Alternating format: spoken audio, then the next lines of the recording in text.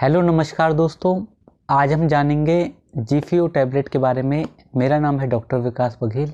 आज मैं आपको जीफीओ टैबलेट के बारे में कुछ जानकारी देने वाला हूं।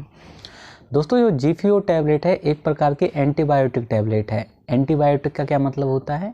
जो कि किसी प्रकार के बैक्टीरिया को मारने में या फिर बैक्टीरिया की ग्रोथ को रोकने में मदद करती है, उसे हम एंटीबायोटिक बोलते हैं। दो वर्ड होते हैं एंटीबायोटिक। एंटी मतलब जो उल्टा, और बायोटिक मतलब होता है बैक्टीरिया, यानी कि जो बैक्टीरिया की ग्रोथ को रोक दे या फिर उसको मार दे, उसे हम एंटीबायोटिक बोल देते हैं। तो आज मैं आपको जीफीओ टैबलेट के बारे में कुछ जानकारी दूंगा, जैसे कि इसके क्या फ़ायदे होते हैं, कैसे इसका इस्तेमाल करना चाहिए, कितनी मात्रा में आपको इसका इस्तेमाल करना चाहिए, क्या इसका कोई नुकसान तो नहीं है। इन सब चीज़ों के बारे में आज हम जानेंगे।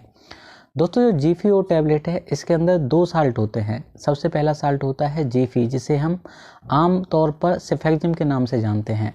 तो इसके अंदर एक साल्ट हो गया सेफेक्जिम, जो कि 200 mg की मात्रा में प्रेजेंट रहता है। और ओ का मतलब है यहाँ पर ऑफ्लॉक्सासिन, ऑफ्लॉक्सासिन जो कि 200 mg की मात्रा में प्रेजेंट है।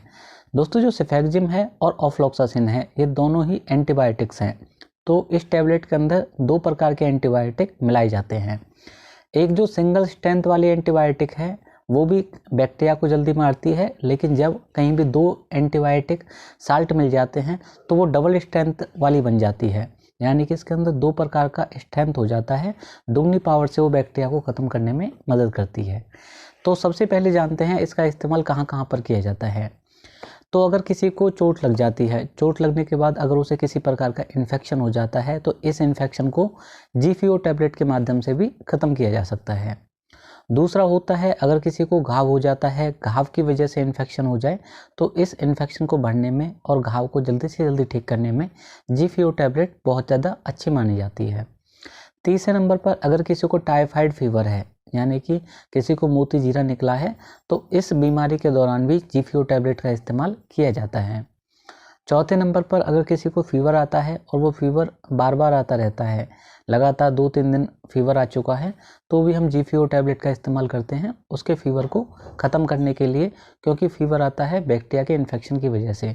तो इन्फेक्शन ख़त्म हो जाएगा, फीवर भी अपने आप ख़त्म हो जाएगा।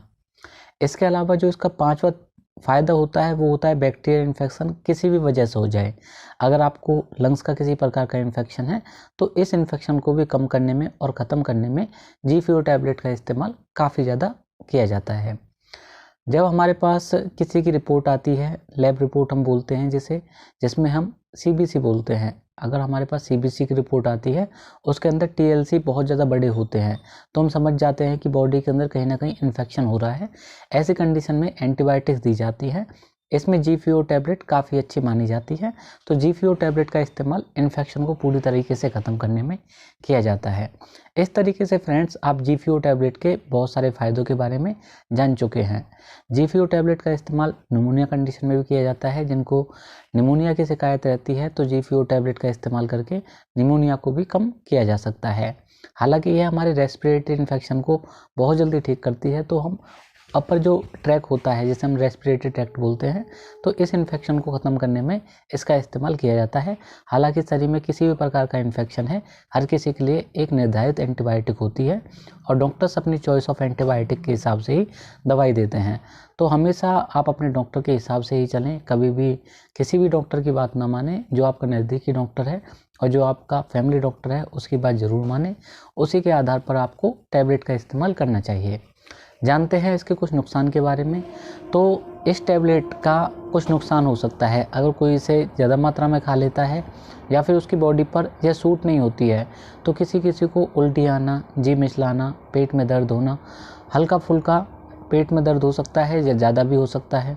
किसी को दस्त भी लग सकते हैं। इनडाइजेशन की प्रॉब्लम होना, यानी कि अपच जैसी शिकायत होना, इसके कुछ साइड इफ़ेक्ट माने जाते हैं। हालांकि 1 से 2 घंटे के अंदर यह शिकायत अपने आप ठीक हो जाती है। अगर यह शिकायत 1 से 2 घंटे में ठीक ना हो, तो तुरंत आपको डॉक्टर के पास जाना चाहिए और अपनी समस्या को बताकर उसका निवारण करना चाहिए। जानते हैं इस टैबलेट के प्राइस के बारे में। तो दोस्तों, इसकी जो प्राइस होता है, स्टैंडर्ड प्राइस लगभग 200 से 300 रुपये के आसपास होता है, जो कि आप इजीली किसी भी फार्मेसी से ले सकते हैं। मेडिकल स्टोर पर आपको कुछ छूट पर यह मिल जाएगा। अगर आप इसे ऑनलाइन खरीदना चाहते हैं तो डिस्क्रिप्शन बॉक्स में मैं आपको लिंक दे दूंगा, आप वहां पर जाकर इसे खरीद सकते हैं। अब जानते हैं इस टैबलेट का इस्तेमाल किन लोगों को नहीं करना चाहिए। तो सबसे पहले अगर कोई प्रेग्नेंट वूमेन है, इस टैबलेट का इस्तेमाल बिल्कुल भी ना करें, डॉक्टर की सलाह पर ही इस दवाई का इस्तेमाल किया जाना चाहिए। ब्रेस्ट फीडिंग वूमेन भी इस टैबलेट का इस्तेमाल ना करें। अगर किसी को लिवर का भयानक वाला इन्फेक्शन हुआ पड़ा है तो भी इस दवाई का इस्तेमाल करने से पहले डॉक्टर की सलाह लें। किडनी संबंधी समस्याओं को दूर करने के लिए या फिर किडनी के द्वारा अगर किसी का बहुत ज़्यादा इन्फेक्शन हुआ पड़ा है तो भी इस समस्या के दौरान इस टैबलेट का इस्तेमाल नहीं किया जाता। तो दोस्तों, आई होप आपको यह वीडियो पसंद आई होगी, वीडियो समझ में भी आई होगी। अगर आपको वीडियो अच्छी लगी है, इन्फॉर्मेटिव लगी है तो वीडियो को लाइक करें। चैनल पर नए हैं तो चैनल को सब्सक्राइब करें। दोस्तों में इस वीडियो को ज़रूर शेयर करें। धन्यवाद।